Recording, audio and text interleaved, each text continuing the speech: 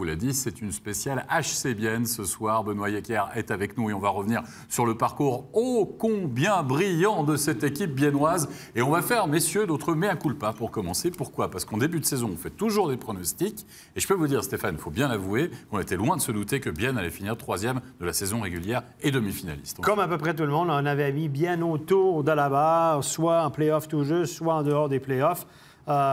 Et puis, c'est vrai que cette équipe-là nous a surpris à tous les points de vue. On va décortiquer les stats ensemble, mais elle était vraiment impressionnante. Fini 3e, mais pas, même sans aucun doute, 3e, vraiment pas chanceux. Ils ont mérité leur place. Ils ont été impressionnants, en tout cas, sur la dernière tranche de la saison, la meilleure équipe. Oui, en effet, et on va y revenir en effet sur les chiffres tout à l'heure. Mais on va commencer cette saison 2017-2018 avec les nouveautés, en tout cas 2 nouveaux joueurs qui ont été importants, bien sûr, avec Beat Forster, notamment en défense, et Jason Fuchs. Beat Forster, Benoît Yecker, c'est un joueur que vous avez un petit peu fréquenté pendant la saison, puisque vous avez fait une paire défensive ô combien efficace du côté de Bienne. Est-ce que c'est lui qui a stabilisé, peut-être à lui tout seul, l'ensemble de la défense biennoise cette saison ? Disons, il a joué quand même un rôle très important, que ce soit sur la glace ou bien aussi dans le vestiaire. C'était quand même un leader avec tout ce qu'il apportait, comme j'ai dit avant, sur la glace et hors glace, avec son expérience. Il a gagné je ne sais pas combien de titres aussi. Donc il faisait du bien, surtout dans une défense qui était encore assez jeune. Donc c'est vrai qu'on pouvait toujours un peu regarder ce qu'il faisait, apprendre de lui, et puis on était toujours à l'écoute. Justement, vous avez beaucoup appris en le regardant. On se rappelle de 3 fois qu'on a vu Beat Forster donner des signes avec son défenseur en disant « place-toi là » ou « mets-toi là », etc. etc. C'est quelqu'un qui communique pas mal sur la glace. Oui, il communique pas mal, et puis il dit aussi les bonnes choses. Quand tu as fait une erreur, il ne vient pas vers toi, puis il t'engueule. Et c'est quand même quelqu'un qui veut beaucoup t'apprendre, te faire progresser. Et oui, j'ai quasiment joué toute la saison avec lui. Puis c'était ma meilleure saison en Liga, donc j'ai aussi bien joué, mais c'est vrai qu'il m'a quand même bien aidé. Alors Jason Fuchs, c'est un joueur qui venait d'Ambri-Piotta. Serge Pelletier, c'est quelqu'un que vous connaissez passablement bien, je crois. Jason Fuchs, il finit 8e meilleur compteur de l'équipe, 49 matchs, 8 goals, 14 assists, 22 points, un +6. Saison honnête, on va dire, pour lui. Oui, saison honnête. Je pense qu'il a franchi un pas dans son développement. C'est clair qu'à Bienne, on l'attendait avec des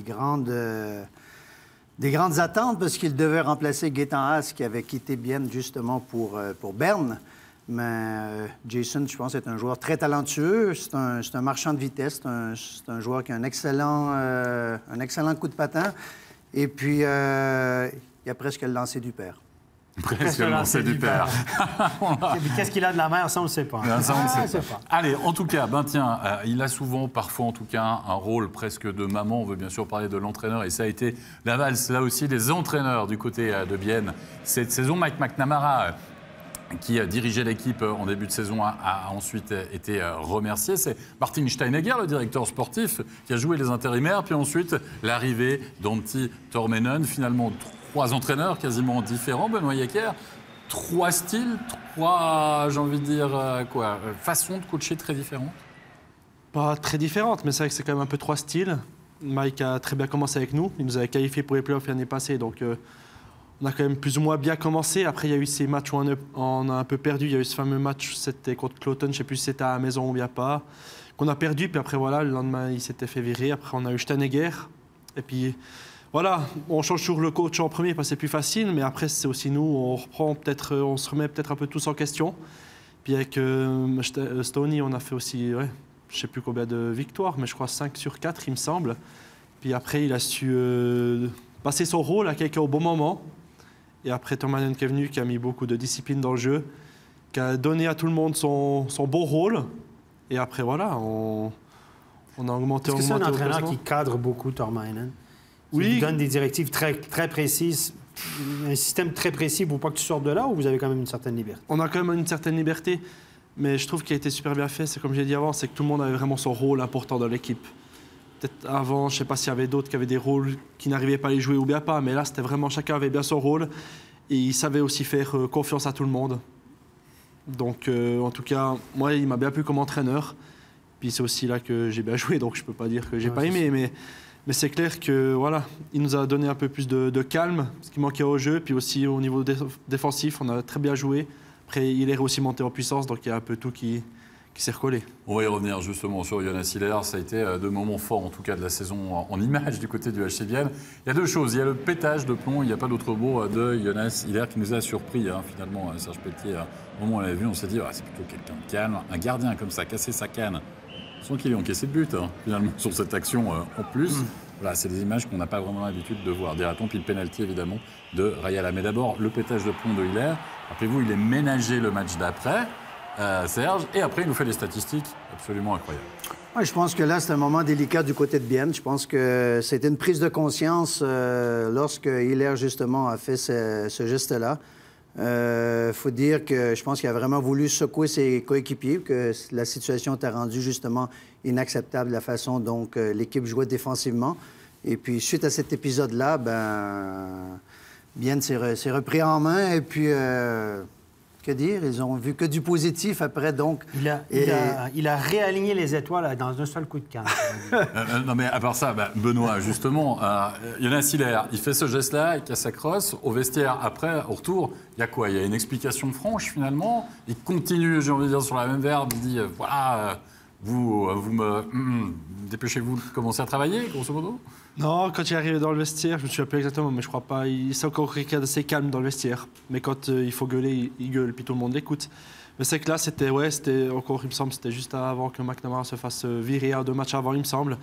Puis c'était comment surtout on jouait défensivement. On l'a revu sur l'action, il y avait 1 ou 2 Uruguayens qui étaient tout seuls. Or, quand on était en zone défensive, ça peut pas être comme ça. Puis c'était, je pense, une accumulation d'un peu tout. Le penalty là, de Tony Rayala à Berne, il faut le faire quand même. Parce que tu vas le faire, tu le fais pas à domicile, tu le fais à Berne, quoi, dans un derby. On est d'accord. Il l'avait déjà fait à l'entraînement. Vous saviez qu'il était capable de faire ça, ou tout d'un coup, il sort un truc venu de nulle part, finalement? Je le voyais pas souvent faire ça à l'entraînement, donc c'était un peu venu de nulle part. Mais bon, soit ça passe, soit ça casse. Donc c'est passé. Puis c'est vrai que voilà, c'était après sur tous les réseaux sociaux, et puis on pouvait que l'applaudir. Oh, il a fait le tour du monde, celui-là, en tout cas. Allez, on va passer maintenant à vraiment ce qui s'est déroulé dans la saison au niveau de la qualification, notamment pour les playoffs, avec cette 3e place acquise. Stéphane l'a dit, une 3e place pas au forceps, elle était là, pas chichement, elle était ici. À quel moment, durant cette fin de saison vraiment tonitruante, où vous êtes meilleure équipe du 3e tour, meilleure équipe du 4e tour, meilleure équipe du 5e tour, à quel moment vous dites, bon ok les gars, les playoffs maintenant c'est bon, on vise une place dans les 4 premiers? Disons que c'est clair que c'était pas forcément ça notre objectif au début de saison. On voulait d'abord être en playoff, puis après on a vu qu'on commençait à gagner, ça s'arrêtait pas. On a continué à avoir confiance en nous, ça c'était aussi un rôle, je pense, important. On a vraiment repris confiance en nous et on était vraiment en train de monter en puissance. Puis on ne voulait pas s'arrêter, on ne se contentait jamais, c'était peut-être avant un peu notre erreur, on se contentait d'avoir juste gagné 2 ou 3 matchs. Là, on ne se contentait jamais de ce qu'on avait, on voulait toujours plus. Puis c'est aussi peut-être pour ça qu'on a réussi à avoir cette 3e place et puis après d'aller en demi-finale. Oui, alors on va parler du parcours maintenant en play-off du HC Bienne avec ce quart de finale d'abord face à Davos. Et là, Serge, on s'est dit pendant ce quart de finale, oh là, Bienne chope Davos, une équipe de play-off, une équipe taillée pour les play-offs. En plus, Bienne perd le premier match. Voilà, on s'est dit ça va tourner à la catastrophe. Oui, exactement. Disons que la grande question, lorsqu'on affronte Davos en play-off, on sait que ça va être de toute façon une série qui va être difficile. On avait eu du côté de Bienne une saison régulière qui était extraordinaire avec le 3e rang. Alors là, la grande question que tout le monde se posait, est-ce que Bienne va pouvoir continuer sur cette lancée en play-off, en plus d'affronter Davos? Et puis, on connaît tous la réponse. Effectivement, ça s'est produit. Oui, en effet, avec cette victoire finalement et qualification, 4 victoires à 2, puis la demi-finale qui arrive donc face à ce HC Lugano. Vous menez 2-0 dans la série. Vous menez 3-0 en deuxième période. Je sais, ça fait mal. On rappelle des souvenirs un petit peu douloureux. Que s'est-il passé, Benoît Yecker? Comment cette forteresse biennoise sur les 3 derniers tours, sur ces quarts de finale, avec cette confiance dont vous nous parliez tout à l'heure, se transforme en château de cartes qui finalement va s'écrouler? Il y a plusieurs raisons. Peut-être la première raison, c'est qu'on pensait déjà être peut-être en finale, où on se contentait de ce qu'on avait à 3-0, alors que c'est jamais fini, ok. Mais un des tournants, c'est qu'on a pris beaucoup de goals en powerplay, alors que nous, on devait normalement en marquer.